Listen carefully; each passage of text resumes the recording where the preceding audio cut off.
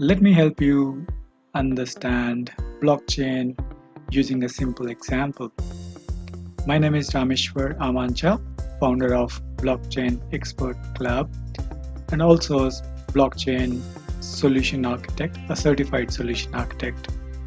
And I'm on a mission to create 100,000 blockchain experts in the next coming years to create, collaborate world-class decentralized applications, aka the apps. So in this video, we're going to talk about the blockchain and a simplest way to understand blockchain technology. Let's take an example of Ramesh and Suresh. I know we know these two characters from the advertisement. So let's say Ramesh wants 50,000. He doesn't have 50,000 with him, but Suresh has 50,000 with him. Now, when Ramesh asks Suresh for 50,000, though they are friends, they need some kind of agreement that Ramesh has taken 50,000 from Suresh. Typically, what happens is Ramesh um, need to sign an agreement saying that I've taken 50,000 from Suresh on a promissory note or a bond, or they take a friend along with them as a proof that Ramesh has taken 50,000 from Suresh. And now the transaction or the amount exchanged between Ramesh and Suresh is only known on a bond paper or maybe a friend.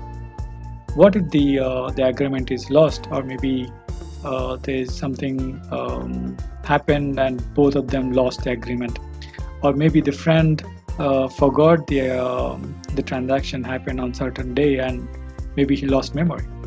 And now when Suresh asks for money, Ramesh might say, I haven't taken any money from you. This can be prevented with a simple technique. When Suresh given money to Ramesh, Suresh goes on, says to the entire friends community that, hey, I've given 50,000 to Ramesh on so and so date.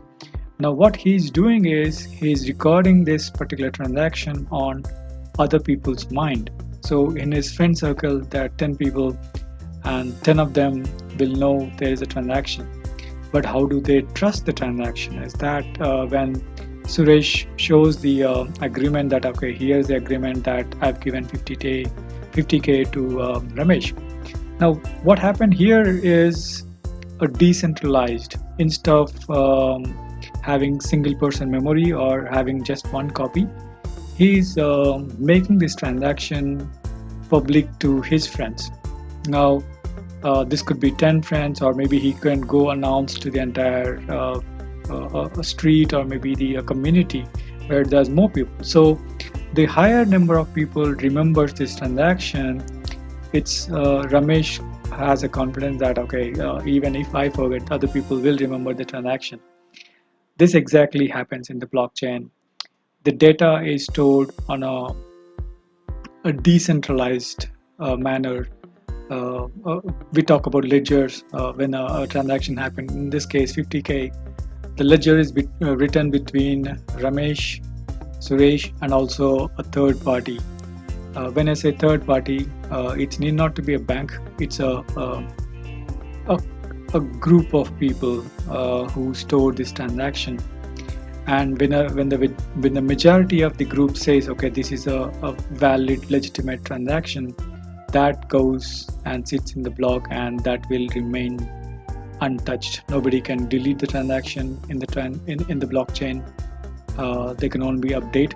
In the case, let's say Ramesh take an additional 20,000 from Suresh, so the ledger is updated. Okay, now Ramesh has 70,000 from Suresh. So this only updates, and when Ramesh returns the money to Suresh, that is also recorded as a transaction in the ledger, and that ledger is so stored across the nodes in the similar case where people remembered the transaction. So that is the simplest way I could explain about blockchain. If you have any questions about blockchain, do comment it below. I will answer it. And if you wanted to know more about blockchain, do subscribe to my channel. At the same time, do visit to my website https://rameshwaramancha.com, where I will be teaching about blockchain. And if you wanted to become a developer or an architect, go ahead and enroll for the courses and become a blockchain expert within weeks. Thank you.